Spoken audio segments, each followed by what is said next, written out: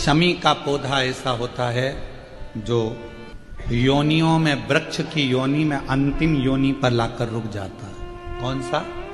शमी का। इसलिए पंचदशमी पंच शनि पूजन की महत्वता होती है।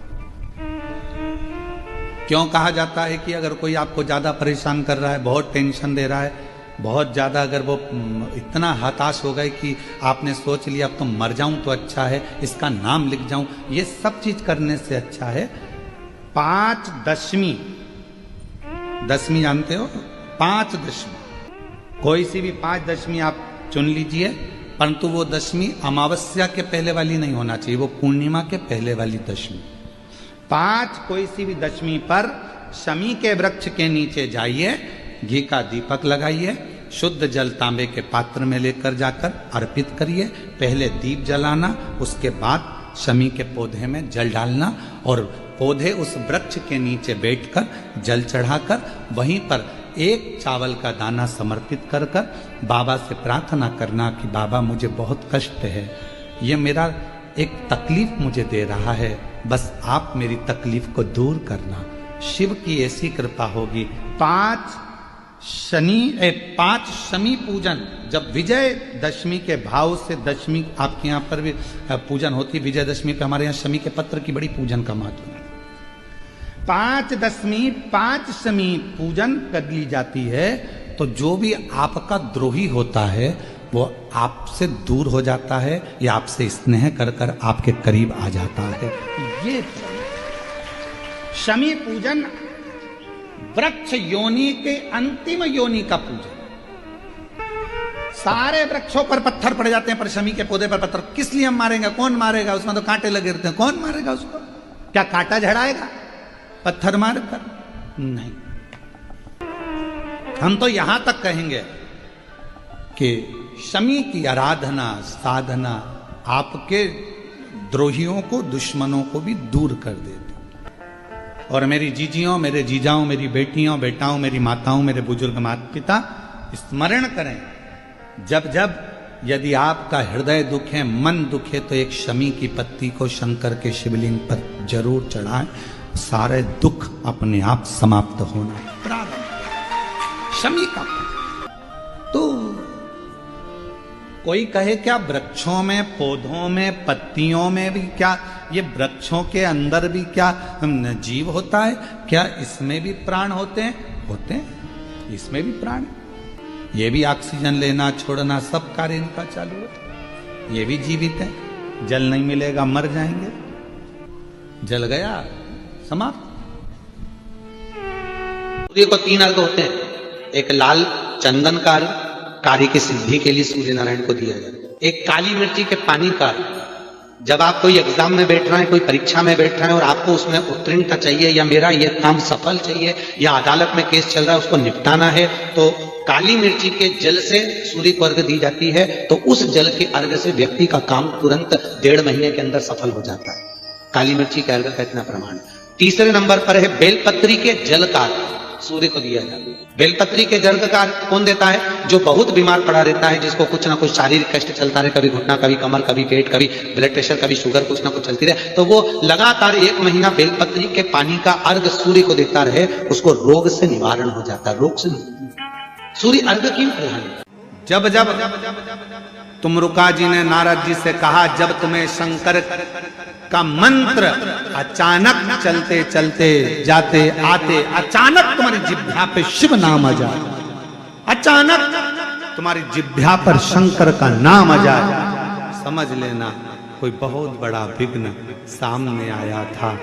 मेरा शंकर तुम्हारे सम्मुख में वाणी के रूप में, शब्द के रूप में, मंत्र के रूप में बाहर निकला और उस शंकर ने तुम्हारे दुख को काट दिया है, तुम्हारी तकलीफ को काट दिया।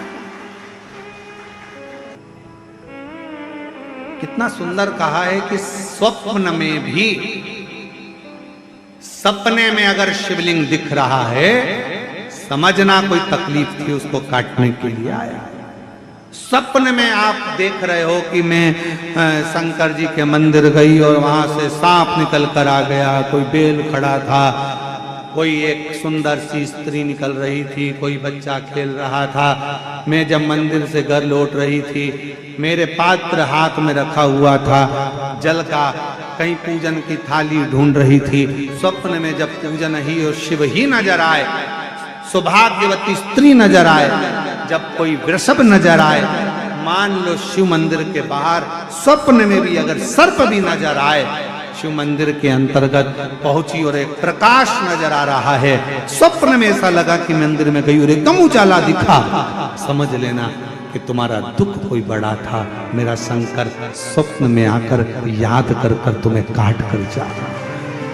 दुआ चाहे वो माता पिता की हो, घर के बुजुर्गों की हो, घर के बड़ों की हो, या फिर हमारे कोई परिचित की क्यों ना, वो दुआ हमारे जीवन में हमें सफलता जरूर देती है,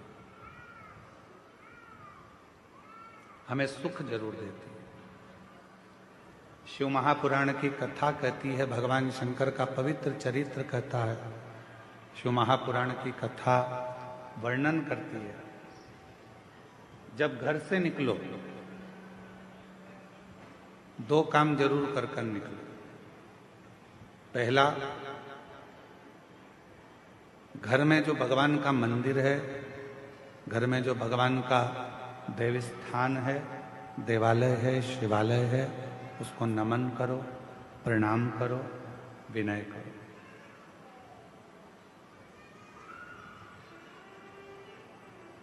दूसरा, घर से निकलते समय अपने घर का जो बुजुर्ग हैं, अपने घर के जो बड़े हैं, उनको नमन करो, उनको प्रणाम करो। एक परमात्मा का साथ और दूसरा घर के बुजुर्गों का आशीर्वाद जब हमारे साथ चलता है तो निश्चित है उसका फल हमको मिलता जरूर है। कहीं विघ्न में हम पड़ रहे हैं, कहीं विघ्न में हम गिर गए हों, पड़ गए हों, तो उस विघ्न से निकलने के लिए घर के बुजुर्गों का आशीर्वाद और महादेव की कृपा, ये दोनों ही हमारे लिए श्रेष्ठता देते हैं। एक होता है तराशना और दूसरा होता है तलाशना।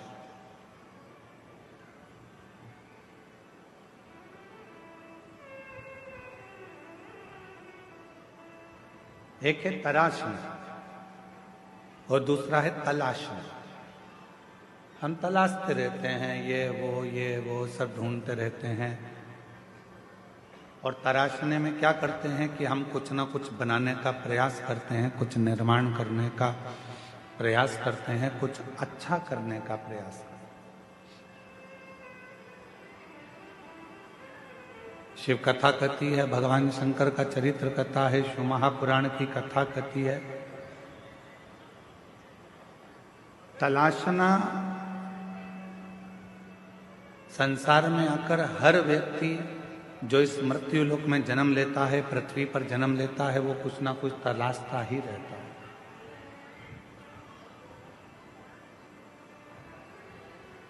और वो तलाशने के चक्कर में फिर वो कहीं ना कहीं व्यक्ति में भी खोट ढूंढने लगता है।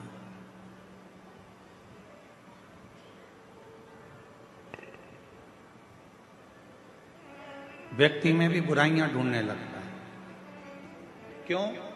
क्योंकि वो तलाश रहा है। यदि वो तलाशता नहीं और तराशने का काम करता, खुद को संवारने का, खुद को सुधारने का, खुद को श्रेष्ठ बनाने का कार्य करता, तो दुनिया में फिर कोई उसको बुरा नजर ही नहीं आता, सब श्रेष्ठ दिखते और वो अपनी जिंदगी को भी श्रेष्ठ बना बैठता,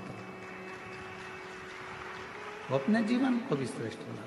जिसने खुद को तराशा, जिसने स्वयं को श्रेष्ठ बनाने का प्रयास किया है, अपने आप को सुधारने का प्रयास किया है, वो जिंदगी में बहुत आगे बढ़ा, वो जीवन में बहुत तरक्की कर। ब्रह्मा जी ने भगवान शिव को जानने के लिए एक विशाल पर्वत को घुमाना प्रारंभ किया। विशाल पर्वत।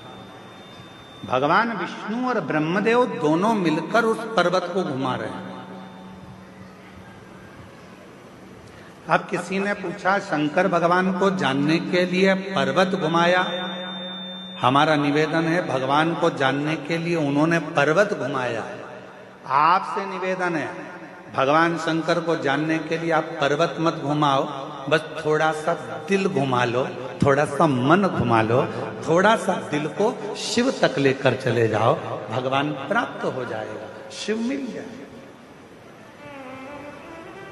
शिव की प्राप्ति का केंद्र बिंदु है अपने मन को थोड़ा सा टर्न कर, थोड़ा मोड़ दीजिए।